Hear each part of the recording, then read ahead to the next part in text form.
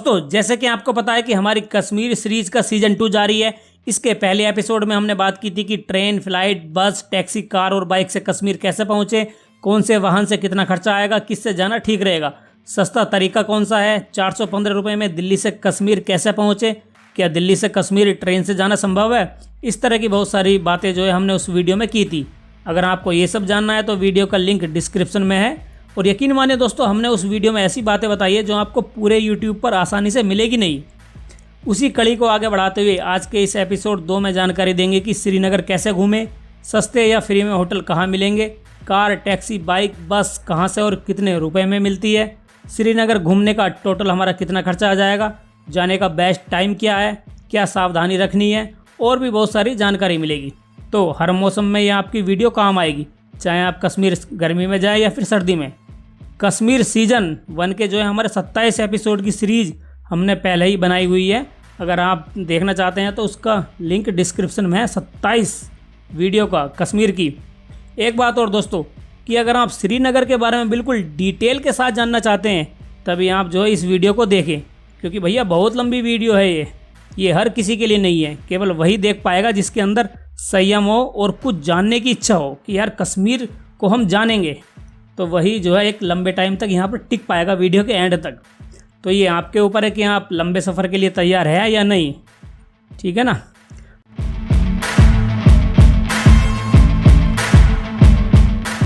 तो चले अब हम कश्मीर पहुँच गए तो बताइए कि सबसे पहले क्या करना है। अबे करना क्या है यार, घूमो फिरो और क्या। पर भाई घूमोगे कहाँ? देखिए कश्मीर घूमने के लिए सबसे मेन जगह जो है वो है श्रीनगर, क्योंकि गुलमर्ग, पहलगाम और सोनमर्ग ये सब श्रीनगर के आसपास ही हैं। तो श्रीनगर को हम कश्मीर का सेंटर यहाँ मान लेते हैं, इसलिए सबसे पहले इसी से शुरुआत करते हैं। बाकी स्थानों को तो हम आने वाले एपिसोड में देख लेंगे। श्रीनगर जो कि कश्मीर की गर्मियों की राजधानी है, 2011 की जनगणना के अनुसार करीब 13 लाख की जनसंख्या वाला ये हिमालय में दूसरा सबसे बड़ा शहर है। अब पहला कौन सा है? तो पहला है भैया नेपाल में काठमांडू। झेलम नदी के दोनों किनारों पर बसे इस शहर का लिटरेसी मतलब पढ़े लिखों की संख्या है 2011 के अनुसार 70%। अब श्रीनगर तो बहुत बड़ा है यार, कहाँ जाएं? तो हमें एक ऐसी जगह सेलेक्ट करनी है जहाँ से श्रीनगर को हम घूम सके। वो जगह है डल गेट ब्रिज। देखिए फ़्लाइट से आने वाले ज़्यादातर लोग श्रीनगर एयरपोर्ट से जो है टैक्सी या बस पकड़कर कहते हैं कि भाई चल, हमें ले चल और छोड़ दे डल लेक। अब यार इतनी लंबी चौड़ी डल लेक है तो आप कहाँ उतरोगे? वहाँ बहुत सारे गेट नंबर या घाट बने हुए हैं, उन्हीं गेट से जो है आप डल झील में अंदर जाएंगे और वहीं से जो है हाउस बोट के लिए नाव मिलेगी। तो इतने सारे गेटों से बचने के लिए मैं पहले बता रहा हूँ आपको कि आप डल गेट ब्रिज पर उतर सकते हैं, क्योंकि ये एक फिक्स लोकेशन है जहाँ से आपको घूमना है। श्रीनगर एयरपोर्ट सिटी से जो है बाहर है। अब आपको अंदर जाना है तो देखिए एयरपोर्ट के बाहर से ही डल गेट ब्रिज के लिए लोकल गाड़ियाँ, टैक्सी और बसें आपको मिल जाएगी, जो यहाँ से करीब 13 किलोमीटर दूर है। श्रीनगर में एक और अच्छी लोकेशन है जहाँ आप पहले पहुँच सकते हैं, वो है TRC tourist reception centre. Airport से इसकी दूरी है 12 किलोमीटर। ये जम्मू कश्मीर सरकार का जो है सेंटर है। यहाँ पर घूमने फिरने की जानकारी भी आपको मिल जाएगी और रुकने के लिए सस्ता होटल भी। सस्ता क्या है यार, आपको फ्री में भी मिल जाएगा। अब वो कैसे मिलेगा तो इसकी जानकारी आगे दूंगा, वरना आप वीडियो कैसे देखोगे। TRC का एक और बड़ा फ़ायदा ये है कि इसके पास बस और टैक्सी दोनों स्टैंड है, जहाँ से आप कश्मीर की दूसरी जगहों और लेह लद्दाख भी घूम सकते हैं। और भी कुछ एक लोकेशन है जो आपको ठीक लगे वहाँ पहुँच जाइए। हम यहाँ किराए की बात कर लेते हैं। तो देखिए श्रीनगर एयरपोर्ट से डल गेट ब्रिज तक छोड़ने के लिए आपको शेयरिंग टैक्सी लेगी करीब 150 से 200 रुपये में, और बस के करीब लग जाएंगे 50 रुपये। श्रीनगर में होटल की बात तो हम बाद में करेंगे, पहले देख लेते हैं कि आपको कहाँ कहाँ घूमना है श्रीनगर में। तो श्रीनगर और इसके आसपास काफ़ी सारी जगह हैं घूमने के लिए। आप पूरा दिन यहाँ आराम से घूम सकते हैं, जैसे कि Dal lake, Nagin lake, Manasbal lake, Shankaracharya मंदिर, लाल चौक, सारिका मंदिर, 6वीं Patshahi Gurudwara, tulip garden, Shalimar garden, Chashme Shahi, Nishat Bagh, Pari Mahal, Hazratbal, Pratap Singh museum, Kheer Bhawani मंदिर, दाची गांव, जामिया मस्जिद आदि।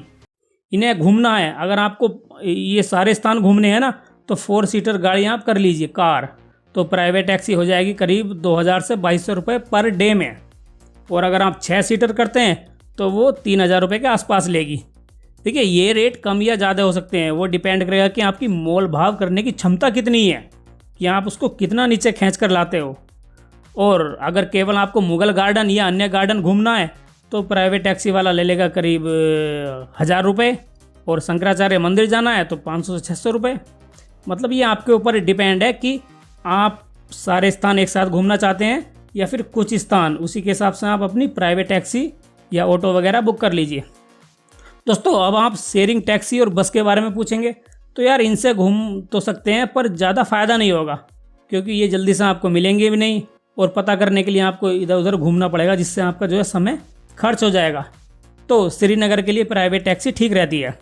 पर अगर आप अकेले हैं या फिर ज़्यादा सस्ता ऑप्शन चाहते हैं कम रुपए वाला, तो सबसे अच्छा है कि श्रीनगर की डल झील से 700 से 800 रुपये के बीच आपको मिल जाएगा पर डे में ऑटो। वो आप कर लीजिए, वो हर जगह आपको घुमाकर यहाँ पर वापस छोड़ देगा। ये सबसे सस्ता ऑप्शन है। हाँ इसमें आपको थोड़ा टाइम लगेगा, पर जो है सस्ता भी तो है ना यार। टैक्सी और ऑटो छोड़कर अगर आप किराए की बाइक या स्कूटी से घूमने की सोच रहे हैं तो भाई श्रीनगर जब हम गए थे तो हमें कोई रेंट पर बाइक देने की कोई दुकान दिखाई नहीं दी। इसके लिए आप गूगल सर्च कर लीजिए, वहाँ से काफ़ी सारे नंबर मिल जाएंगे, उनसे कॉल करके बात कर लीजिए कि भाई क्या ऑफ़र है, क्या स्कीम है।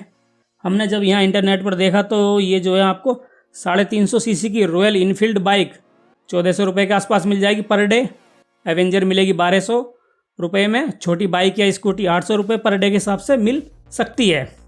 चलिए अब श्रीनगर में घूमने की जगहों को देख लेते हैं। तो उनमें से शुरुआत करते हैं पहले कश्मीर के मुकुट में गहना कही जाने वाली डल लेक या डल झील से। ये कश्मीर की सबसे ज़्यादा घूमे जाने वाली जगह है, जिसको लेक ऑफ फ्लावर्स भी कहते हैं। सी लेवल से इसकी बात करें तो ये है 1775 मीटर की हाइट पर। ये तीनों ओर से पहाड़ों से घिरी हुई है। इसकी लंबाई चौड़ाई है मतलब 21 वर्ग किलोमीटर में ये डल झील फैली है, जिस कारण ये कश्मीर की दूसरी सबसे बड़ी झील है। इसकी गहराई 6 फुट से 20 फुट तक है। इसमें गगरीबल, लोकुट डल, बोट डल और नागिन लेक, इन सब का पानी आकर मिलता है। वैसे नागिन को एक अलग झील भी माना गया है, जो कि हम आपको आगे दिखाएंगे। लोकुट डल में गेट नंबर 23 पर एक 4 चिनारी आइलैंड है, जिससे कि आप इस गेट नंबर 23 से शिकारा राइड से वहाँ जा सकते हैं उस आइलैंड पर। अब इस झील में आपको घूमना है तो घूमे कैसे? तो देखिए बहुत लंबी चौड़ी झील है। अंदर जाने के लिए आपको सड़क के किनारे पर बहुत सारे गेट नंबर या घाट बने हुए हैं। सब गेटों का अपना अपना नंबर अलग है। तो आपको इन गेटों से अंदर डल लेक में जाने के लिए नाव मिलती है, जिनको यहाँ पर कहते हैं शिकारा। अरे ये कोई वैसा शिकारा नहीं है कि किसी जानवर को मारकर शिकार कर लिया। अरे ये शिकारा है मतलब नाव, और ये नाव कोई साधारण नाव नहीं है। जब इसमें आप बैठोगे ना तो एक अलग ही फीलिंग आएगी राजा महाराजाओं वाली। वो आप देख ही सकते हैं कि कैसी है ये शिकारा। करीब 5 मीटर लंबी लकड़ी की ये बनी होती है और इसमें 4 से 5 व्यक्ति एक साथ बैठ सकते हैं। शिकारा से डल लेक घूमने के जो है अलग अलग पॉइंट हैं, उन्हीं के हिसाब से यहाँ पर रुपए लगते हैं। इसमें करीब 12 से 15 पॉइंट बने हुए हैं, जैसे floating market, floating garden, Meena Bazaar, water lily garden, lotus garden, post office, Nehru park, 4 Chinari island, Shankaracharya मंदिर view, mission Kashmir film point, Hazratbal, सब्जी मंडी जैसी और भी काफ़ी जगह हैं जहां से आप शिकारा से घूम सकते हैं। वैसे तो घाटों पर ही ये रेट लिखे हुए हैं, लेकिन ये काफ़ी ज़्यादा हैं। आप सौदेबाजी कीजिए, ये कम कर लेंगे। जैसे अगर शिकारा में आपको सारे पॉइंट घूमने हैं तो उसके हिसाब से शिकारा बुक करते हैं तो 3-4 घंटे के 1,000 रुपये आप मान कर चलिए। 2 से 3 घंटा 8 पॉइंट के 800 रुपये, 1.5 से 2 घंटा के 600 रुपये, 1 से 1.5 घंटा के 400 रुपये, और आधे से 1 घंटा घूमते हैं 5-6 पॉइंट के लिए तो वो आपको 200 रुपये के करीब लग जाएंगे। ये कोई बिल्कुल फिक्स रेट नहीं है, जितना आप सौदेबाजी करोगे उतने रुपए कम होते चले जाएंगे। जब आप शिकारा से डल लेक घूमोगे ना तो लगेगा कि पानी पर एक यहाँ अलग शहर बसा हुआ है यार। तैरते हुए गार्डन में सब्जियाँ उगती हैं। सुबह 5 से 8 बजे के बीच यहाँ सब्जी नावों से बिकती हुई आपको मिल जाएंगी। शॉपिंग के लिए एक पूरा मीना बाज़ार है, और अगर आप बाज़ार ना जा पाए तो भी कोई दिक्कत नहीं, नाव से बाज़ार आपके पास चल फिर कर आता रहता है, जहां आप अपनी काफ़ी कुछ चीज़ें खरीद सकते हैं। रुकने के लिए पानी के ऊपर हाउस बोट है, एटीएम है, एम्बुलेंस है, पोस्ट ऑफिस है, मतलब क्या नहीं है यार यहाँ पर। हर तरह का जो है ये डल लेक आपको एडवेंचर देगी। मीना बाज़ार बड़ा फेमस है यहाँ का, जहाँ हर तरह के सोल, कपड़े, ड्राई फ्रूट वगैरह आपको मिल जाएंगी। लेकिन दोस्तों ध्यान रखिए कि यहाँ चीज़ें काफ़ी महंगी मिलेंगी, तो सोच समझ कर ही शॉपिंग कीजिए। शिकारा वाले की इस दुकान से जो है सेटिंग हुई रहती है कि हम आपके पास कस्टमर लेकर आएंगे और आप हमें इतना कमीशन दे देना। चलो इसमें कोई दिक्कत परेशानी वाली बात नहीं है यार, उनको भी कमाने का मौका मिलना चाहिए, पर एक जायज़ रेट हो तो भी। भाई ये दुकान वाले इतना महंगा बताते हैं सोल या कपड़ा कि जो है अगर आप वही कपड़ा कहीं और मालूम करोगे ना, किसी दूसरे शहर में, या वहाँ से निकल कर बाहर आओगे, तो भैया वो इतना सस्ता मिल जाएगा कि आपको एहसास होगा कि यार हम तो लुट गए। वो भैया इतनी मीठी बोली बोल कर आपकी जेब काटेंगे कि आपको खुद ही पता नहीं चलेगा कि हमारा कट रहा है कि आपका कट गया। वो तो जब आप अलग अलग जगहों पर जाकर रेट मालूम करोगे तब पता चलेगा कि यार ये तो हमें बहुत महंगा पड़ गया। हम भी भैया कश्मीर में खूब ठगे गए, वो गुलमर्ग और पहलगाम वाले एपिसोड में आपको बताएंगे। ठीक है, सब तो ऐसा नहीं करते, लेकिन ज़्यादातर जो है आपको ठगने की कोशिश करते हैं। अगर आप मांगते हैं ना कि यहाँ पर कि हमें पश्मीना सोल दे दो, अब देखिए पश्मीना सोल बहुत महंगा आता है और आपको पहचान है नहीं कि कौन सा असली है कौन सा नकली, तो ये दुकान वाले आपको नकली थमा देंगे कि ये लो यही असली वाला है। अब हम कैसे पहचान करेंगे कि कौन सा असली है या कौन सा नकली? हाँ, कुछ तरीके होते हैं पता करने के लिए, लेकिन भैया एक आम आदमी कहाँ इनके चक्कर में पड़ेगा कि यार कौन सा नकली है या कौन सा असली। वो तो जो थमा देगा उसको ही वापस लेकर आ जाएगा। इसलिए मैं बार बार कह रहा हूँ कि निशानी के तौर पर आप भले ही कुछ ले आओ वहाँ से सामान, वो बात अलग है, लेकिन यहाँ से बहुत बड़ी संख्या में खरीदारी करने से बचें। देखिए मेरा मतलब ये नहीं कि मैं किसी के पेट पर लात मार रहा हूँ या मना कर रहा हूँ कि बिल्कुल भी ना खरीदें। मैं तो बस आपको लूटने से बचा रहा हूँ, बाकी आपकी मर्जी। पर हाँ, अगर आपको कपड़ों या चीज़ों की अच्छी समझ है, आपको लगता है कि कोई लूट नहीं सकता आपको, या ठग नहीं सकता, बहका नहीं सकता, रेट ज़्यादा आपसे कोई नहीं ले सकता, तो फिर जितनी मर्जी चाहे उतनी आप शॉपिंग कर लीजिए। अगर आपको बाद में ऐसा लगेगा कि हमारे पास खूब सारा सामान हो गया, हम इसको फ़्लाइट में कैसे लेकर जाएंगे, तो कोई टेंशन वाली बात नहीं। इनको आप अपने घर का एड्रेस दे दीजिए, ये वहीं पर आपकी डिलीवरी कर देंगे, सामान पहुंचा देंगे घर पर ही। अब आपको इसी डल लेक पर रात के इंतज़ाम के बारे में बताते हैं। ठीक है, रात के इंतज़ाम से कुछ और मत समझ लेना, यहाँ मैं रुकने की बात कर रहा हूँ कि आपको रात का स्टे यहाँ पर करना है।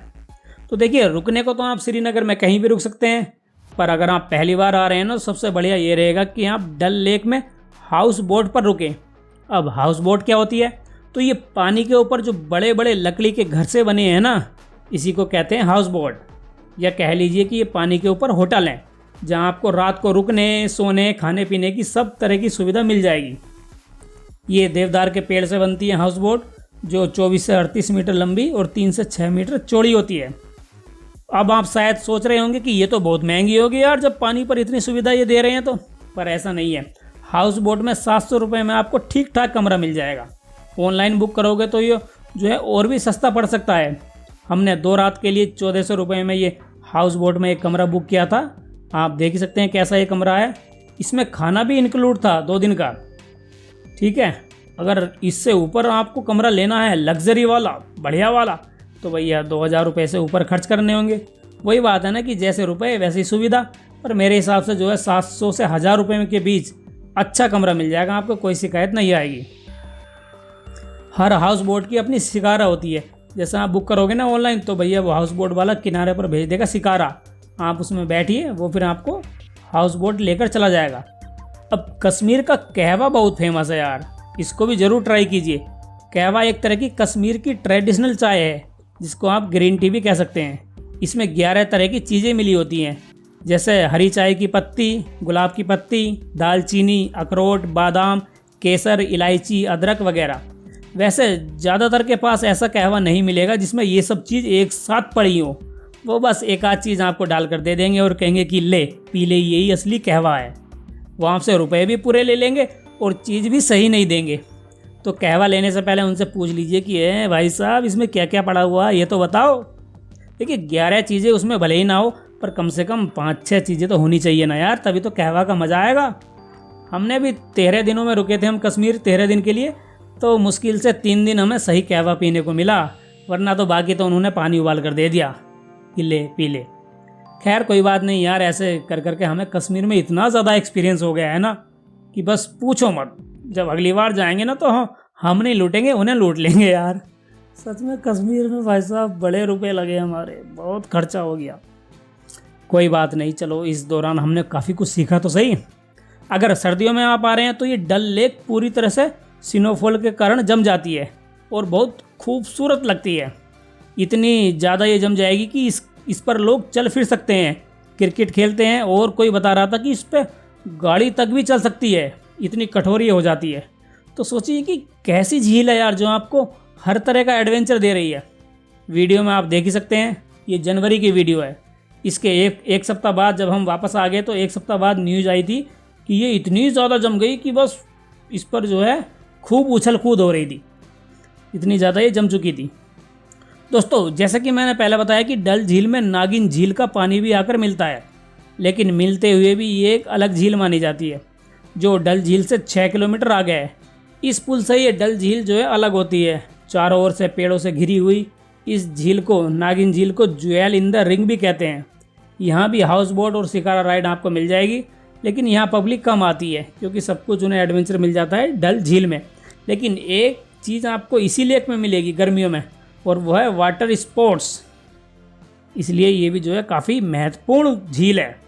चलिए अब हम डल झील से बाहर निकलकर सड़क की ओर चलते हैं, जो कि शिकारा वाला आपसे 20 से 30 रुपये लेकर यहाँ किनारे पर आपको लगा देगा, मतलब छोड़ देगा, और बाकी डिपेंड करेगा कि आपकी हाउस बोट कितनी दूर है किनारे से। अब हम सड़क किनारे आ चुके हैं, जहाँ आप देख सकते हैं कि काफ़ी सारे होटल बने हुए हैं। अगर आपको हाउस बोट में नहीं रुकना तो कोई बात नहीं, यहाँ पर स्टे कर लीजिए सड़क पर बने इन होटलों में। लेकिन हाउस बोट के मुकाबले इनका किराया थोड़ा सा महंगा होगा। अगर ऑनलाइन जम्मू कश्मीर सरकार का होटल बुक करना है तो वेबसाइट है jktdc.co.in। इस पर काफ़ी सारे होटल शो हो रहे हैं, जैसे हिमल, कोंगपोस, लालारुक, कश्मीर रेजिडेंसी और चश्मे शाही रिजोर्ट। ये काफ़ी बड़े होटल हैं। इनमें से मैं एक आपको होटल दिखा देता हूँ, ही महल। देखिए कितना बड़ा और खूबसूरत ये होटल है। यहाँ पर डिलक्स रूम 1750 रुपये में मिल जाएगा, लेकिन आपको ये जो है एडवांस में बुक करने होंगे, वरना यहीं आकर अगर आप रूम लोगे तो वो काफ़ी महंगा हो सकता है, इसलिए ऑनलाइन बुक कीजिए। ये बिल्कुल डल लेक के सामने ही है। बाकी होटल के डिलक्स रूम के रेट यहाँ पर लिखे हैं, जैसे कोंगपोस में 1500 रुपये, लाला रुख में 1000 रुपये और कश्मीर रेजिडेंसी में 1500 रुपये पर नाइट का यहाँ पर चार्ज है। बाकी इसी रोड पर प्राइवेट होटल भी हैं जो 1000 से 1200 रुपये में आपको ठीक ठाक कमरा मिल जाएगा। खाने की बात करें तो देखिए कश्मीर में ज़्यादातर नॉन वेज ही मिलेगा। अगर आप मेरी तरह शाकाहारी हैं, वेज खाना खाते हैं, तो भैया आपको ढूंढने में थोड़ी बहुत प्रॉब्लम हो सकती है। जिस होटल में आप ठहरोगे वहाँ तो मिल जाएगा, लेकिन अगर आप बाहर जाकर कुछ खाना चाहोगे ना वेज में, तो उसके लिए आपको थोड़ा बहुत इधर उधर घूमना होगा। वैसे इतनी भी कोई दिक्कत नहीं होगी, थोड़ा बहुत टहलोगे तो कोई ना कोई वेज वाला आपको मिल ही जाएगा।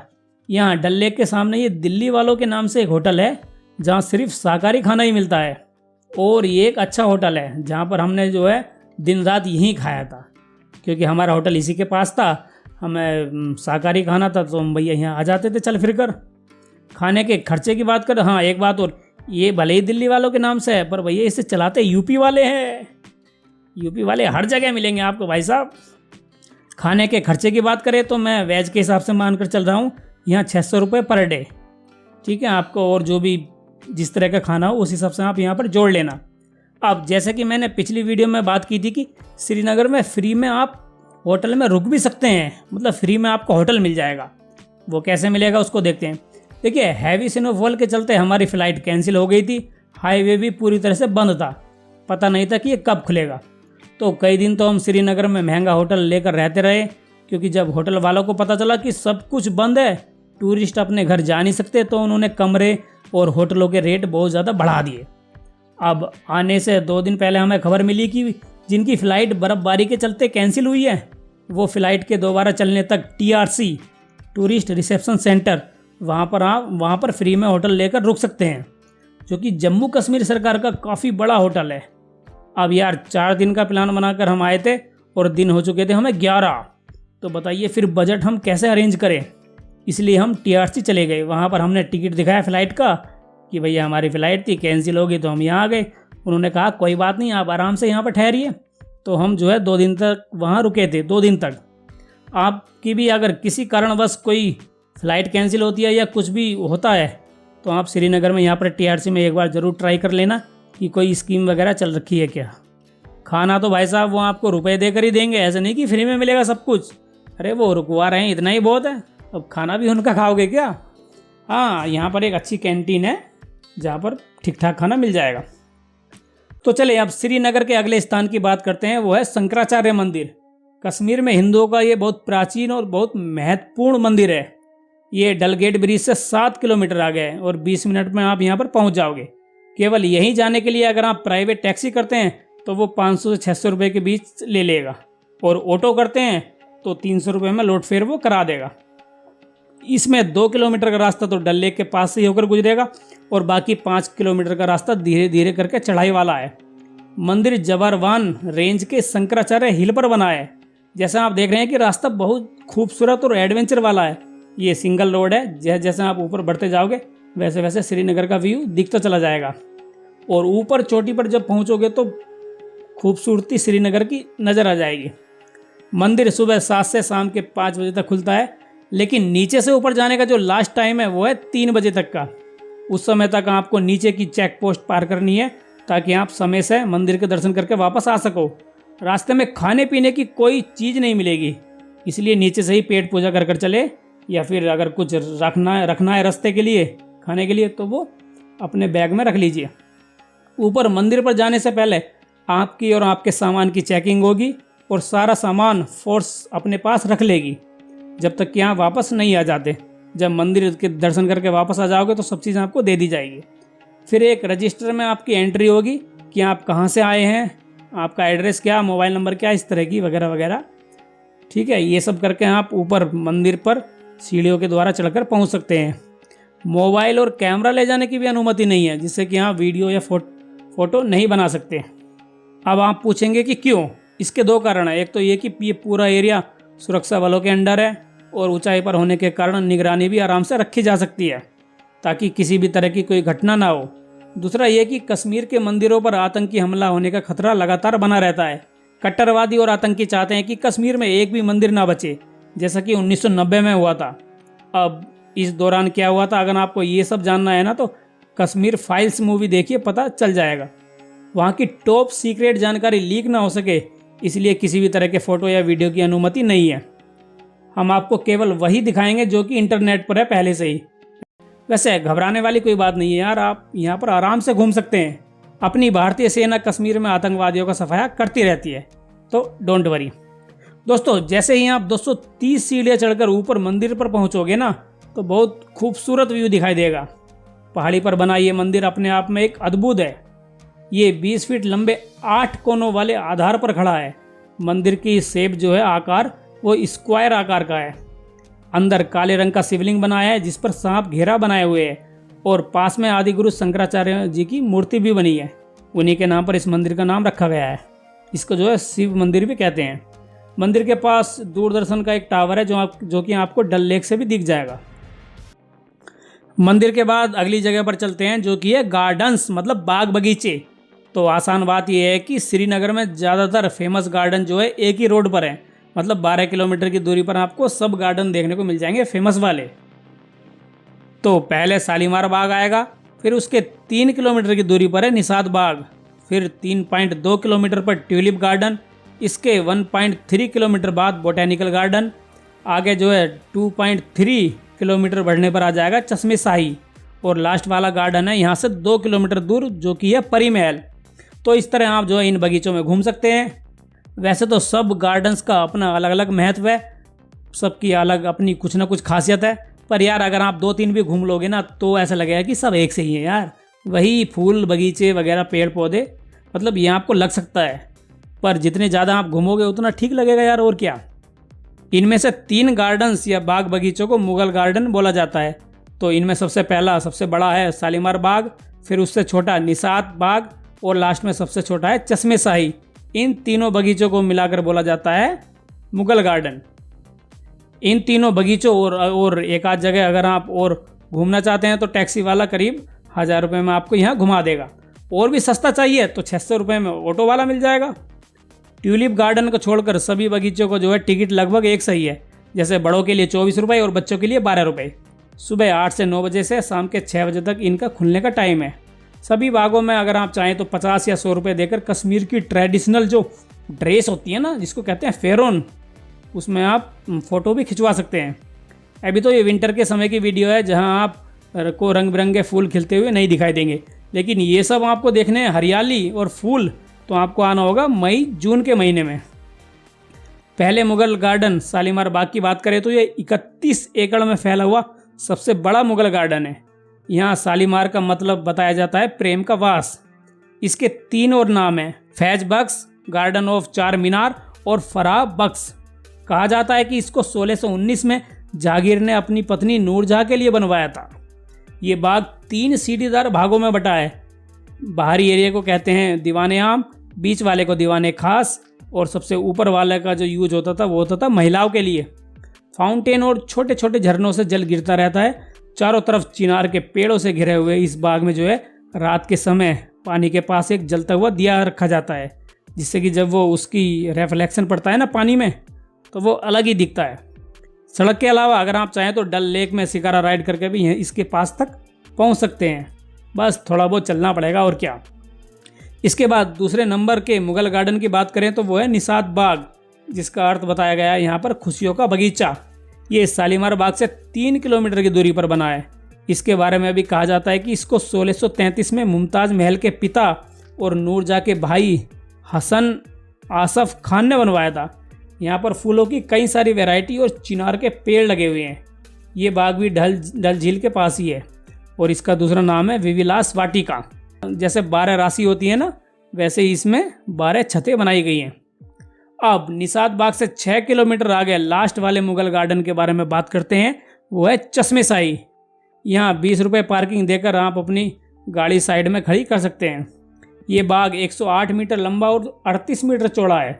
यहाँ कई तरह के फूल हैं और एक रॉयल स्प्रिंग या पानी का चश्मा भी है, जिस कारण ये गार्डन फेमस है।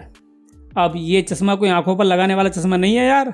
कभी आप सोचे कि ये चश्मा तो हमारी आंखों पर लगता है, यहाँ क्या कर रहा है।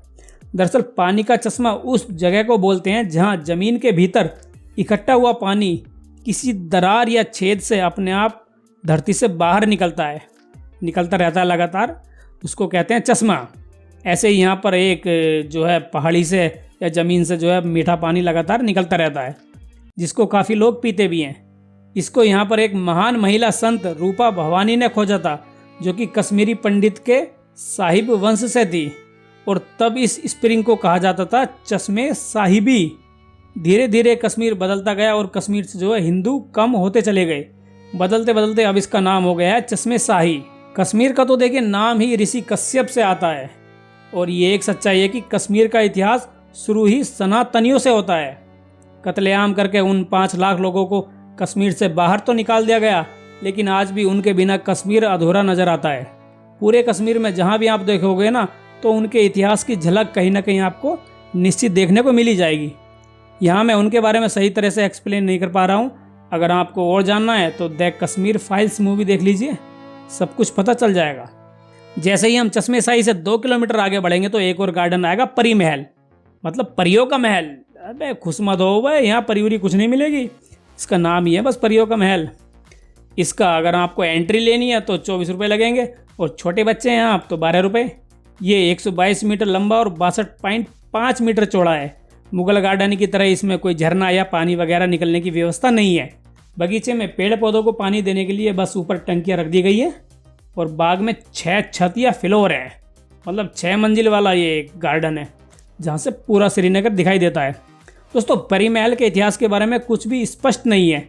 अलग अलग कहानियाँ बताई जाती हैं। जैसे इसको शाहजहाँ के सबसे बड़े पुत्र दारा सिकोह ने अपने गुरु साहब बदाख्शी के सम्मान में बनवाया था और एक बौद्ध मठ का यहाँ पर निर्माण भी करवाया। कहते हैं कि परी महल पहले कभी खगोल विज्ञान और ज्योतिष सीखने का ये सेंटर रहा होगा और आध्यात्मिक केंद्र भी। कुछ का तो ये भी मानना है कि यहाँ जादूगर राजकुमारियों को जादू टोना करके किडनैप करके रखता था, इसलिए कुछ इसे भूत प्रेत की जगह भी बताते हैं। खैर, कहानियाँ तो बनती रहती हैं, लेकिन भैया हमें भूत प्रेत में नहीं उलझना। हम अगले गार्डन की ओर चलते हैं, जो कि है ट्यूलिप गार्डन, जो कि पूरे एशिया में फूलों का सबसे बड़ा गार्डन है। इसको जो है इंदिरा गांधी ट्यूलिप गार्डन भी कहते हैं, जो कि चश्मेशाही से 2 किलोमीटर पीछे की ओर है। इसकी खासियत ये है कि एक तो ये 74 एकड़ में फैला है, दूसरा ये कि यहाँ 70 से ज़्यादा वैरायटी के करीब 15 लाख फूलों के पौधे हैं। तो इतने सारे खिलते हुए फूलों को अगर आप एक साथ देखना चाहते हैं तो मार्च एंड से अप्रैल एंड के बीच ये खुला रहता है। उस दौरान आप यहाँ के रंग बिरंगे फूलों का मज़ा ले सकते हैं। इसके बाद जो है ये बंद हो जाता है। करीब 60 रुपये देकर आप जो है इन रंग बिरंगों के फूलों के बीच घूम सकते हैं। चलिए अब बगीचों से बाहर आ जाइए, क्योंकि श्रीनगर की और भी जगह तो हमें घूमनी है ना। ऐसे थोड़ा ही आप पूरे दिन बगीचों में लेट लगाते रहोगे। अगला स्थान है लाल चौक। दोस्तों, अगर आप थोड़ा बहुत भी श्रीनगर के बारे में जानते हैं तो लाल चौक का नाम तो सुना ही होगा, या फिर टीवी में देखा होगा कि रास्तों के बीच एक लंबा सा घंटाघर खड़ा है। ये डल गेट ब्रिज से जो है करीब 3 किलोमीटर और टीआरसी से 2 किलोमीटर दूर है। इसका नाम रूस के मास्को शहर के रेड स्क्वायर से लिया गया है। अब आप पूछेंगे कि इस लंबे से टावर में क्या देखने लायक है। इसको देखने के 2 कारण हैं। पहला तो ये कि इसके आसपास एक बहुत बड़ा मार्केट है, जहां आपको आपकी ज़रूरत के हिसाब से खरीदने की लगभग हर चीज़ मिल जाएगी। खाने और रुकने के लिए होटल भी ठीक ठाक रेट में है। हमारा ऑटो वाला बता रहा था कि जैसे दिल्ली में कनॉट पैलेस है ना, बस वैसे ही यहाँ ये लाल चौक मानिए। तो जब शॉपिंग के लिए आप जाओगे तो ये घंटाघर लंबा सा क्लॉक टावर आपको अपने आप दिख जाएगा। दूसरा कारण उनके लिए हो सकता है जो कुछ जानना चाहते हैं। तो लाल चौक पर बना ये क्लॉक टावर शक्ति प्रदर्शन का केंद्र भी रहा है। 1990 के दशक में जब कश्मीर में बहुत ज़्यादा आतंकवाद था तो इस पर पाकिस्तान का झंडा भी लगाया गया था और भारत विरोधी नारे यहाँ पर अक्सर लगते थे। आतंकियों ने कहा था कि श्रीनगर के लाल चौक पर कोई भी भारत का झंडा नहीं फहरा सकता, और अगर ऐसा करने की किसी ने कोशिश भी की ना तो वो जिंदा वापस नहीं जा पाएगा। तब ये बात बन गई कि यार जब आतंकी पाकिस्तान का झंडा यहाँ पर लहरा सकते हैं अपनी भारत की ज़मीन पर, तो भैया भारत में भारत का झंडा क्यों नहीं फहराया जा सकता। तब आतंकवादियों को ललकारते हुए 26 जनवरी 1991 को अब के प्रधानमंत्री नरेंद्र मोदी, अटल बिहारी वाजपेयी, लाल कृष्ण आडवाणी और मुरली मनोहर जी ने जो है इस जगह पर भारत का झंडा फहराया था। आसपास गोलीबारी, पटाखे, बम वगैरह छूटते रहे, पर उन्होंने ये काम बड़ी बखूबी से कर दिखाया कि भाई हमने तो झंडा फहरा दिया, अब तू कर ले तुझे जो कुछ करना है। अब आतंकवादी देखते रह गए कि है ये क्या कर दिया इन्होंने। दोस्तों, कहीं पर पहुंचना ही काफ़ी नहीं होता। मेरा तो ये मानना है कि अगर आप कहीं गए हुए हैं तो उसके बारे में थोड़ा बहुत जान लोगे तो क्या हर्ज है यार, नॉलेज ही बढ़ेगी ना, जिससे वहाँ घूमने और जानने का जो है आपको और ज़्यादा एक्साइटमेंट होगा। तो अगर आपको लाल चौक या कश्मीर के बारे में और ज़्यादा जानना है तो डिस्क्रिप्शन चेक कीजिए, अभी वहाँ पर 27 एपिसोड हैं कश्मीर सीजन 1 के, तो वहाँ बिल्कुल डिटेल मिल जाएगी। चलिए अब हमारी अगली जगह है हजरत बल मस्जिद। लाल चौक से 9.5 किलोमीटर और डल गेट ब्रिज से 7.5 किलोमीटर की दूरी पर बना है हजरत बल। मुस्लिमों का ये एक बहुत महत्वपूर्ण धार्मिक स्थल है। यहाँ हजरत का अर्थ बताया गया है मोहम्मद और बल का अर्थ है जगह, मतलब मोहम्मद साहब जी की जगह। मान्यता है कि यहाँ पर इनकी दाढ़ी का बाल रखा हुआ है, जिनको साल में कुछ खास मौक़ों पर ही लोगों के सामने लाकर दर्शन कराए जाते हैं। तब लोग इनको देखकर दुआएं मांगते हैं। 26 दिसंबर 1963 को ये बाल किसी रहस्यमय तरीके से यहाँ से गायब हो गया था, जिस कारण भारत समेत दूसरे देशों में भी जो आसपास के देशों में काफ़ी बवाल हुआ था। यहाँ पर दूसरी घटना घटी थी 15 अक्टूबर 1993 को। अब इन दोनों तारीखों को क्या हुआ था इसके बारे में अगर आपको जानना है ना तो अलग से हमने एक वीडियो बनाई हुई है, आप चेक कर लीजिए, आपको काफ़ी कुछ जानने को मिलेगा।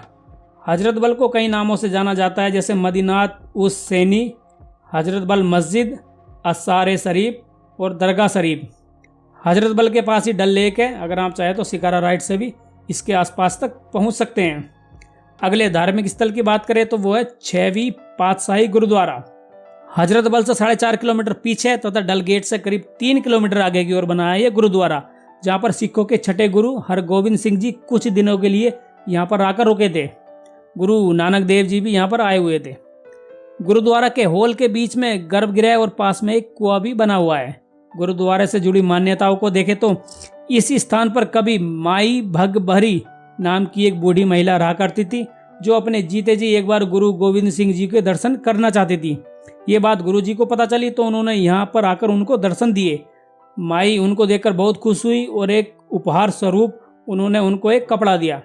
कुछ दिनों बाद माई की आंखों से दिखना बंद हो गया, मतलब कि उनकी आंखों की रोशनी चली गई। तो गुरु गोविंद सिंह जी ने पास में एक कुआं खोदा और वहां से जल निकाला और जल के छींटे माई भगवती जी की आंखों पर मारे। तब उन्हें सब कुछ दिखाई देने लगा। तभी से कहते हैं कि इस कुएं के जल में कुछ औषधीय गुण भी हैं। गुरुद्वारा से करीब 1 किलोमीटर की दूरी पर एक और धार्मिक स्थल है जो है सारिका मंदिर। हरि पर्वत पहाड़ी पर बना हिंदुओं का ये मंदिर माता सारिका को समर्पित है। ये श्रीनगर की इष्ट देवी हैं। इसके आसपास बादाम के बाग भी आपको देखने को मिल जाएंगे। मंदिर तक पहुंचने के लिए 108 सीढ़ियां बनी हुई हैं। जैसे जैसे आप ऊपर चलते जाएंगे वैसे वैसे श्रीनगर का व्यू दिखाई देने लगेगा। सुबह 6 से शाम के 7 बजे तक आप मंदिर में दर्शन कर सकते हैं। मंदिर में माता भगवती जी की 18 हाथों और श्री चक्र के साथ एक मूर्ति बनी हुई है। कभी इस हरि पर्वत और आसपास बहुत सारे मंदिर हुआ करते थे और 1980 के दशक में काफ़ी श्रद्धालु यहाँ पर दर्शन करने आते थे। 1990 के दशक में कश्मीर में जो हत्याएं, रेप और नरसंहार हुआ उसकी वजह से करीब 5 लाख हिंदुओं को यहाँ से जाना पड़ा। ज़्यादातर मंदिर तोड़ दिए गए और जो आज बचे हैं ना वो खंडर और वीरान हो चुके हैं। कुछ का ताला बंद है क्योंकि जब यहाँ ज़्यादा हिंदू ही नहीं बचे तो फिर मंदिर की देखभाल कौन करेगा। कश्मीर में आज जो हम मंदिर और गुरुद्वारा देखते हैं वो अपनी भारतीय सेना के द्वारा ही बच पाए हैं। ये हमको बता रहे थे कि यहाँ पर हर वक्त रहती है माता भवानी की सेवा में।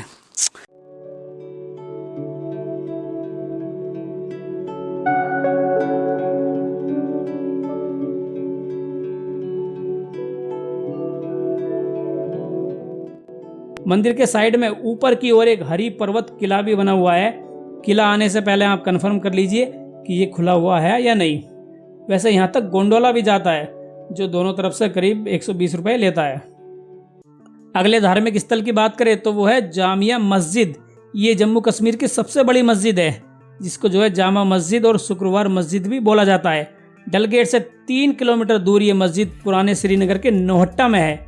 माना जाता है कि इसको सिकंदर शाह मीरी ने 1394 में बनवाना शुरू किया था और 1404 में बनकर ये तैयार हुई थी।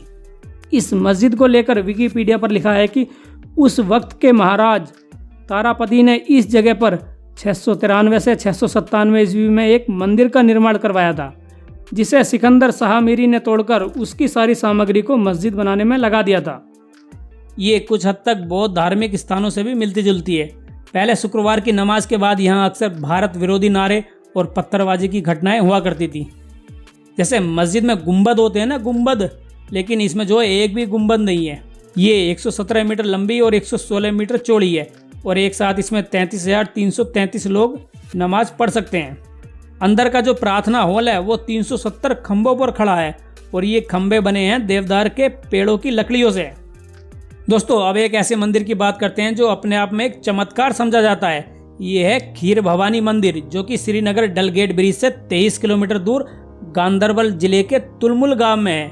मंदिर को कई नामों से जाना जाता है जैसे खीर भवानी मंदिर, क्षीर भवानी मंदिर, राज्ञा देवी। खीर भवानी माता दुर्गा का ही एक रूप है। मंदिर की मान्यता रामायण काल से जुड़ी हुई है।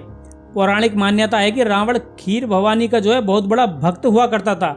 वो उनकी कुल देवी थी जिनकी रावण पूजा करता था। जब रावण ने सीता जी का हरण किया तो वो रावण पर बहुत ज़्यादा क्रोधित हो गई। जब हनुमान जी लंका पहुंचे तो खीर भवानी ने उनसे कहा था कि यहाँ बनी मेरी मूर्ति को तुलमुल गांव में वहाँ लेकर चलो। तब हनुमान जी ने उनकी प्रतिमा को लंका से लाकर यहाँ पर स्थापित कर दिया।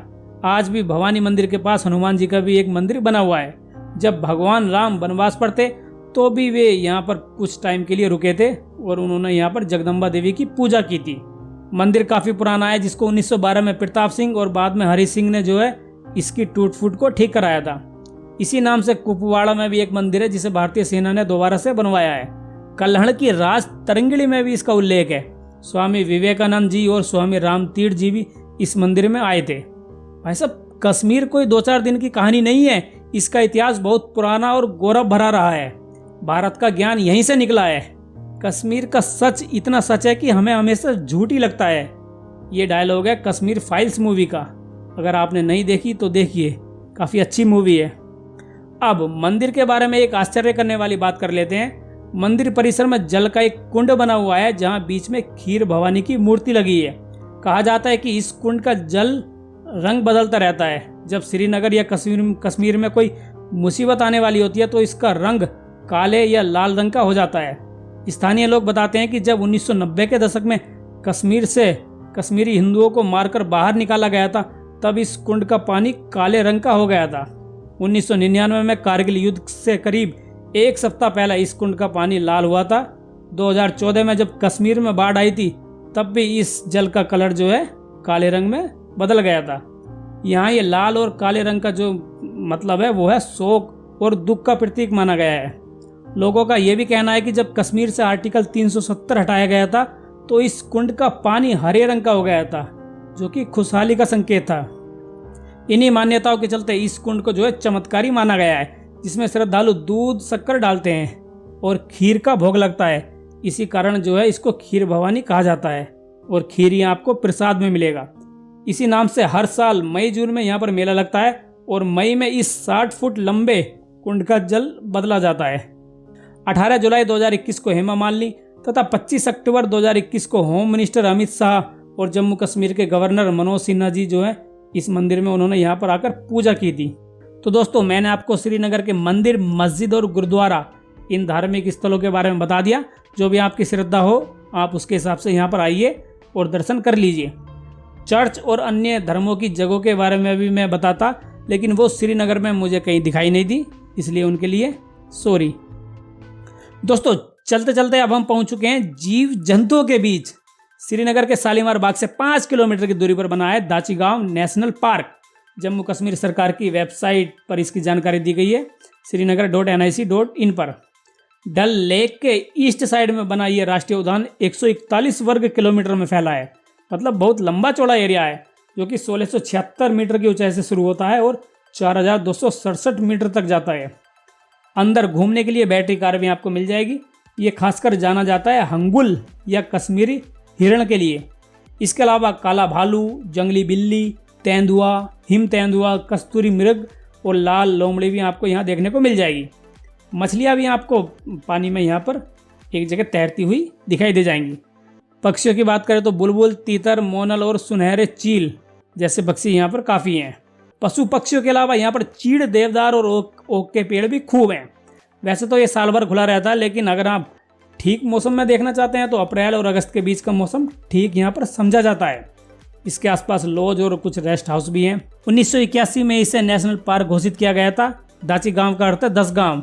कहा जाता है कि जब ये पार्क बन रहा था तब 10 गांव पार्क के इस एरिया में आ रहे थे, तब उनकी याद में इसका नाम रखा गया दाची गांव। पहले ये श्रीनगर के लोगों के लिए जो है साफ पानी की सप्लाई के लिए बनाया गया था, लेकिन बाद में एक राष्ट्रीय पार्क घोषित कर दिया गया। हालांकि पानी की सप्लाई यहाँ पर अभी भी की जाती है। मित्रों, डल लेक के बारे में तो आपने काफ़ी कुछ जान लिया होगा। अब श्रीनगर से 31 किलोमीटर दूर गांदरबल जिले में एक और लेक को देख लेते हैं, वो है मानसबल लेक। साफापोरा एरिया में बनी इस झील का नाम तिब्बत की मानसरोवर झील से लिया गया है। झील के किनारे खिले कमल के फूल इसकी खूबसूरती को और ज़्यादा बढ़ा देंगे और छोटे छोटे झरने भी आपको यहाँ देखने को मिल जाएंगे। लेक 5 किलोमीटर लंबी और 1 किलोमीटर चौड़ी है, जबकि 13 मीटर की गहराई के साथ ये श्रीनगर की सबसे गहरी झील मानी जाती है। मीठे पानी की इस झील को कश्मीर के झीलों का सर्वश्रेष्ठ रत्न, सबसे श्रेष्ठ रत्न कहा गया है। इसका मीठा जो जल है, उसके मीठा जल होने की वजह है इसके पास में वुलर लेक का होना, जो कि एशिया की सबसे बड़े मीठे पानी की झील है। हालांकि यहाँ से ये 47 किलोमीटर आगे है, तो इसलिए हम वुलर झील को इस एपिसोड में कवर नहीं करेंगे। मानसबल के आसपास 3 गांव है, कोंडबाल, ग्राटबाल और जारोबाल। झील की साफ सफाई पर अगर थोड़ा ध्यान दिया जाए ना, तो ये भी एक अच्छी झील है। इस झील में पानी कहाँ से आता है, तो देखिए ये किसी नहर से कनेक्टेड नहीं है। जैसे डल झील में 4 झील का पानी आता है ना, वैसे इस झील में कहीं का भी पानी नहीं आता। ये कह लीजिए आप आत्मनिर्भर झील है। इसमें पानी आता है पहाड़ों से, बारिश से और आसपास की जमी हुई बर्फ जब पिघलती है वहाँ से। मानसबल झील के किनारे 17वीं शताब्दी के किले बने हुए हैं, किले। और मानसबल यहाँ पर एक बाग भी है, इसमें फूल और पौधों की कई वैरायटी है। झरोका बाग किले को मेहमानों के गेस्ट हाउस के रूप में यूज किया जाता था। यहाँ पर पक्षी भी आपको बहुत मिल जाएंगे। इसके अलावा सेब और सहतूत के बागों, चिनार के पेड़, मतलब काफ़ी कुछ है यहाँ पर। मानसबल झील के एक भाग में 800 से 920 शताब्दी का खोजा गया एक प्राचीन शिव मंदिर निकला है। इसके अलावा कश्मीर में और भी बहुत सारी ऐसी जगह हैं जहां अगर खुदाई की जा रही है तो वहां पर मंदिरों के अवशेष निकल रहे हैं या फिर मंदिर निकल रहे हैं। मानसबल झील में वाटर स्कीइंग भी होती है, तो अगर आपको वाटर स्कीइंग देखनी है और यहाँ पर हरियाली खिलते हुए फूल देखने हैं तो आपके लिए जुलाई से अगस्त वाला मौसम ठीक है। दोस्तों एपिसोड बहुत लंबा हो रहा है, इसलिए हम श्रीनगर की लास्ट जगह के बारे में बात करते हैं। वो है लाल चौक से 600 मीटर की दूरी पर श्री प्रताप सिंह संग्रहालय, जिसे SPS म्यूजियम भी कहते हैं। इस पुरातत्व म्यूजियम बनने का जो है प्रस्ताव रखा था अमर सिंह और HS गॉड मेरी ने। झेलम नदी के पास लाल मंडी इलाके में ये जो म्यूजियम बना हुआ है, जिसे 1898 में आम पब्लिक के लिए खोला गया था। नॉर्थ इंडिया से इकट्ठा की गई यहाँ पर करीब 80,000 से ज़्यादा वस्तुएं आपको देखने को मिल जाएंगी। खुदाई करके मिली 4वीं और 5वीं शताब्दी से जुड़ी हुई काफ़ी वस्तुएं आपको यहाँ पर रखी हुई दिख जाएंगी। इसके अलावा मूर्तियों, बर्तन, हथियार, फर्नीचर, सजावट की चीज़ें, संगीत, वाद्य यंत्र और भी कई सारी कैटेगरी बनी हुई है। जो भी आपका इंटरेस्ट हो उस हिसाब से आप उस गैलरी में घुस जाइए। हाँ, सोमवार को यहाँ पर मत आना भैया, बंद रहता है। दोस्तों श्रीनगर के बारे में बताने को तो बहुत कुछ है, पर यार एक साथ इतने सारे स्थानों की जानकारी देना काफ़ी मुश्किल है, क्योंकि आप देख रहे होंगे कि बस कुछ ही स्थानों की हमने यहाँ पर डिटेल दी है श्रीनगर के, तो देखिए वीडियो कितनी लंबी हो गई। और अगर सारे स्थानों को बता देंगे तो भाई साहब पूरी वेब सीरीज बन जाएगी। इसलिए ना चाहकर भी हमें जो है इन स्थानों को यहीं रोकना होगा। अब हम बात कर लेते हैं कि श्रीनगर घूमने का बेस्ट टाइम क्या है, मतलब कौन से महीने में श्रीनगर आना चाहिए। तो देखिए सबकी पसंद अपनी अलग अलग होती है, किसी को गर्मी में जाना अच्छा लगता है तो किसी को सर्दी में। श्रीनगर एक ऐसा स्थान है जहाँ पर आप किसी भी मौसम में जा सकते हैं। अगर बर्फ़ या स्नोफॉल पसंद है तो दिसंबर से फरवरी के बीच आइए। इस दौरान यहाँ पर दबा के बर्फ़ पड़ती है, जिससे आसपास सारा एरिया बर्फीला हो जाता है, सफ़ेद चांदी के जैसा। और ये डल लेक भी आपको जमी हुई मिलेगी उस दौरान। मुझे स्नोफॉल पसंद है तो यही मेरे लिए सबसे बेस्ट टाइम है। बस इस मौसम में अगर आप आ रहे हैं सर्दियों में तो एक दिक्कत हो सकती है कि अगर ज़्यादा स्नोफॉल पड़ गई ना तो भैया फ्लाइट और हाईवे सब बंद हो जाएंगे। तो सर्दियों में आ रहे हैं तो कुछ दिन एक्स्ट्रा लेकर चलें। अब मार्च की बात करें तो इस दौरान भी श्रीनगर के ऊपर वाले जो इलाके हैं ना, गुलमर्ग और सोनमर्ग, वहाँ बर्फ़ पड़ने की संभावना बनी रहती है। श्रीनगर का पीक सीजन जिसमें सबसे ज़्यादा भीड़ होती है वो है अप्रैल से जून तक का, क्योंकि इस दौरान नॉर्थ इंडिया के बाकी एरिया में काफ़ी जलती चुपती गर्मी पड़ती है, तो ठंडक पाने के लिए लोग यहाँ पर आते हैं। और तब इस समय गार्डन में आपको रंग बिरंगे खिलते हुए फूल भी मिल जाएंगे और चारों तरफ हरियाली ही हरियाली। अप्रैल में एशिया का यहाँ सबसे बड़ा ट्यूलिप गार्डन भी खुला हुआ मिल जाएगा। जुलाई अगस्त की बात करें तो ये मानसून का समय होता है। हालांकि यहाँ पर इतनी ज़्यादा बारिश नहीं होती मानसून में, फिर भी जो है ज़्यादातर लोग यहाँ पर मानसून के समय आने से बचते हैं। वैसे सबसे ज़्यादा हरियाली इसी समय मिलेगी आपको। आगे के महीनों की बात करें तो जैसे सितंबर अक्टूबर, अगर आपको सेब और सेब से लदे हुए पेड़ देखने हैं ना, लबालब सेब, तो भैया अक्टूबर मतलब सितंबर और अक्टूबर आपके लिए सबसे बेस्ट है। नवंबर महीने में मौसम काफ़ी ठंडा होने लगता है, लेकिन जो है स्नोफॉल नहीं मिलेगी, ठंडा भले ही हो जाए। हाँ, अगर किसी दिन पड़ जाए तो वो बात अलग है। वैसे स्नोफॉल जो पड़ती है वो नवंबर के एंड में या फिर दिसंबर से पड़नी शुरू होती है। साल के 12 महीने मैंने आपको बता दिए, जो भी आपको सही लगे उसमें बस बैग पैक करिए और भागे चले आइए। अब श्रीनगर में ज़रूरी चीज़ों और सावधानियों को देख लेते हैं। सबसे पहले तो ये कि अगर आप जम्मू कश्मीर के अलावा किसी दूसरे राज्यों या यूनियन टेरिटरी से आ रहे हैं तो आपका जो है प्रीपेड सिम यहाँ पर काम नहीं करेगा। प्रीपेड मतलब जिसका आप पहले रिचार्ज कराते हैं फिर यूज करते हैं। यहाँ केवल पोस्टपेड सिम चलेगा। पोस्टपेड बोले तो जिसका महीने के एंड में आपको बिल देना होता है, वही यहाँ पर काम करेगा। इसलिए या तो पोस्टपेड वाला सिम पहले से लेकर आए, और अगर वो नहीं है ना तो यहाँ आकर ले लीजिए आप। जियो और एयरटेल यहाँ पर ठीक काम करेंगे। 400 रुपये के आसपास आपको सिम और इंटरनेट वगैरह मिल जाएगा। आधार कार्ड आप देंगे तो वो जो है कुछ ही मिनटों में चल उड़ेगा, सिम मतलब एक्टिवेट हो जाएगा। दूसरा ये कि आर्मी, पुलिस और अन्य सुरक्षा बलों वाली जगहों पर जो है आप ना तो ड्रोन उड़ाएं और ना ही किसी तरह की फ़ोटोग्राफी या वीडियोग्राफी करें। इनके अलावा किसी दूसरी लोकेशन पर भी ड्रोन उड़ा रहे हैं ना, तो एक बार सुरक्षा कर्मियों से पूछ जरूर लेना, कहीं कोई गुप्त जानकारी लीक ना हो जाए। इसलिए यहाँ पर जो है थोड़ा ध्यान रखना होता है। वैसे ऐसे कोई दिक्कत वाली बात भी नहीं है। अगर आप इनसे पूछोगे ना और उनको लगा कि ये मामला जो है किसी तरह की सिक्योरिटी ब्रीच नहीं कर रहा, तो वो कह देंगे कि भैया उड़ा लो, कोई दिक्कत नहीं है। तीसरा ये कि अगर आप गर्मियों में भी आ रहे हैं ना तो थोड़े बहुत गर्म कपड़े ज़रूर रखें। ऐसा नहीं कि टी शर्ट और जीन्स में ही चल दिए कि भाई हम तो कश्मीर जा रहे हैं।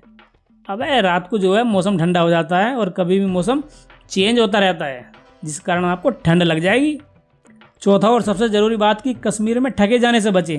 ये बहुत ज़्यादा रुपए बताएंगे, इतना ज़्यादा मीठा बोलेंगे कि आपको पता भी नहीं चलेगा कि आप लूट रहे हो। हाँ, सभी तो ऐसा नहीं करते, पर ज़्यादातर ऐसा करते हैं। तो जिन चीज़ों का रेट फिक्स नहीं है ना, उसमें आप खूब मोल भाव करें, सौदेबाजी करें और कहें कि भाई जैसे वो 600 रुपये बता रहे हैं ना, तो 1/3 कर लीजिए, मतलब 200 रुपये तक उनको खींच कर ले आइए। और फिर वही अपना फेमस डायलॉग बोल दीजिए कि भाई साहब थोड़ा ठीक लगा लो यार, ये तो आप ज़्यादा बता रहे हो। कहने का मतलब ये है कि आपको दबा के सौदेबाजी करनी है। आप तो बस डटे रहिए कि भाई तूने 600 बताया तो हम तो बस 200 ही देंगे। वो अपने आप नीचे आ जाएगा कुछ टाइम बाद, देख लेना। अब देखिए, कश्मीर के बारे में सुनते ही ज़्यादातर का रिएक्शन ये होता है कि यार यहाँ जाना सेफ़ तो है ना, कोई दिक्कत तो नहीं होगी, कोई घटना नहीं होगी, ये नहीं होगा, वो नहीं होगा। अब दुनिया भर की बात घूमती रहती है आदमी के दिमाग में जाने से पहले, लेकिन ये रहेंगी सिर्फ जाने से पहले ही। जब आप वहाँ पहुँचोगे ना, तो ऐसा लगेगा कि यार हम तो खामोखा डर रहे हैं, यहाँ तो सब कुछ ठीक है। तो श्रीनगर घूमने के लिए पूरी तरह से सुरक्षित है, आप आराम से आइए, कोई दिक्कत परेशानी नहीं होगी। हम तो यहाँ भैया रात में भी घूमे हैं। अरे अपनी सेना है ना यार, वो सबका ध्यान रखती है, तो क्यों टेंशन ले रहे हो। अब लास्ट में श्रीनगर घूमने के कुल खर्चे को देख लेते हैं। श्रीनगर कैसे पहुंचना है, कितने रुपए लगेंगे पहुंचने में, इसके बारे में मैंने पिछले एपिसोड में बता दिया है। तो उसके जो रुपए हैं ना आने के खर्चा, उसको हम यहाँ पर ऐड नहीं करेंगे। यहाँ बस श्रीनगर में घूमने, रुकने और खाने पीने के खर्चे को ही जोड़ेंगे। हाँ, तो श्रीनगर का टूर हम 2 दिन का मानकर चल रहे हैं। यहाँ हम आपको एवरेज खर्चा बताएंगे, इससे ऊपर तो आप कितने भी खर्च कर लेना, आपकी मर्जी। 2 दिन के लिए 4 सीटर प्राइवेट टैक्सी अगर आप करते हैं तो 1 दिन का पड़ेगा 2,000 रुपये, तो 2 दिन का हुआ 4,000 रुपये टैक्सी के, प्राइवेट टैक्सी। अरे प्राइवेट टैक्सी वही जिसमें कि आप यहाँ पर रहोगे, कोई बाहर का आदमी आकर नहीं बैठेगा, मतलब जो आपके साथ है बस वही बैठेंगे। लेकिन अगर आपका बजट कम है तो हम यहाँ टैक्सी हटाकर कर देते हैं ऑटो। तो ऑटो पर डे के हिसाब से आपके 700 रुपये के आसपास हो जाएगा। तब 2 दिन ऑटो से घूमने का खर्चा हुआ हमारा 1400 रुपये। शिकारा से डल झील घूमोगे तो उसका 400 रुपये मानकर चलिए। हाउस बोट में कमरे आपको 700 रुपये में मिल जाएगा पर डे, तो 2 दिन का स्टे हुआ हाउस बोट में 1400 रुपये। और 2 दिन का वेज खाना मानकर चलिए 1200 रुपये। एक गार्डन का टिकट होता है 24 रुपये, तो तीनों मुगल गार्डन अगर आप घूमते हैं तो 72 रुपये। तो ऑटो से 2 दिन श्रीनगर घूमने का खर्चा हमारा हुआ 4,472 रुपये, मतलब 5,000 रुपये मान लो मोटे मोटे। और भैया अगर आपके पास ठीक ठाक रुपया पैसा है तो ऑटो की जगह प्राइवेट टैक्सी कर लीजिए, तब ये खर्चा हो जाएगा 7,072 रुपये। और बाइक से करेंगे तो पर डे 800 रुपये में आपको बाइक मिल जाएगी, तो 2 दिन बाइक का हुआ 1,600 रुपये। और पेट्रोल मान लीजिए कि आप 300 रुपये का पेट्रोल भी फूंक देते हैं, तो 300 रुपये और जोड़ लीजिए, तो बाइक से घूमने का खर्चा हुआ हमारा 4,972 रुपये। कहने का मतलब ये है कि अगर ऑटो या बाइक से घूमोगे तो 2 दिन श्रीनगर के हमारे 5,000 रुपये के आसपास लग जाएंगे, और प्राइवेट टैक्सी से 7,000 रुपये। पैकेज लेकर आओगे ना, अगर कोई पैकेज आप लेते हैं तो वो भी 2 व्यक्तियों के लिए 10,000 रुपये से नीचे ही हो जाएगा 2 दिन के लिए। तो दोस्तों ये थी अपनी श्रीनगर घूमने की वीडियो। अगर इसमें कहीं कुछ छूट गया हो, कुछ गलती रह गई हो, जोड़ने घटाने में कुछ संख्या इधर उधर हो गई हो, कुछ शिकायत, सवाल या सुझाव हो, तो कमेंट बॉक्स में ज़रूर लिख देना। मतलब जो भी आपकी इच्छा हो ना, सब कमेंट में व्यक्त कर देना। देखिए, लाइक शेयर सब्सक्राइब करो या मत करो, मुझे उससे मतलब नहीं है। ना भी करोगे तो कोई दिक्कत नहीं है, बस कमेंट जरूर करना यार, क्योंकि मैं जानना चाहता हूँ कि आप क्या मालूम करना चाहते हैं। ठीक है, या आपको या मुझसे मतलब जो भी कुछ है बस लिख देना। तो चलिए मिलते हैं कश्मीर के अगले एपिसोड में, जिसमें हम श्रीनगर से गुलमर्ग की ओर यात्रा करेंगे और गुलमर्ग के बारे में ऐसे ही बिल्कुल कंप्लीट डिटेल देंगे। तब तक के लिए जय हिंद।